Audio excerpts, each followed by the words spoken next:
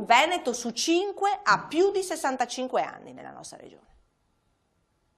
Abbiamo focalizzato tutta la nostra attenzione sulla malattia acuta, che trova risposta nell'ospedale, e abbiamo perso completamente di vista la cronicità, cioè il Parkinson, l'Alzheimer, la disabilità, la non autosufficienza, la richiesta di riabilitazione. Cioè, le faccio un esempio: un anziano che viene operato ad un femore viene dimesso dopo 2 giorni, subito, immediatamente.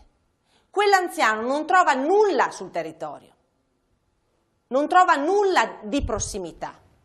Allora la mia riforma, la nostra riforma, che prevede una riorganizzazione del sistema sanitario, vuole diminuire gli apparati, la burocrazia a regione, signore. Bisogna togliere dalle tasche dei dirigenti e dei direttori generali i soldi per rimetterle nelle tasche dei cittadini. Come? Sotto forma di servizi di prossimità. Gruppi di medicina integrata che non sono altro che ambulatori dove più medici 24 ore al giorno offrono servizi alla popolazione. Noi ne faremo uno ogni 15.000, 330 in tutto il Veneto. Come?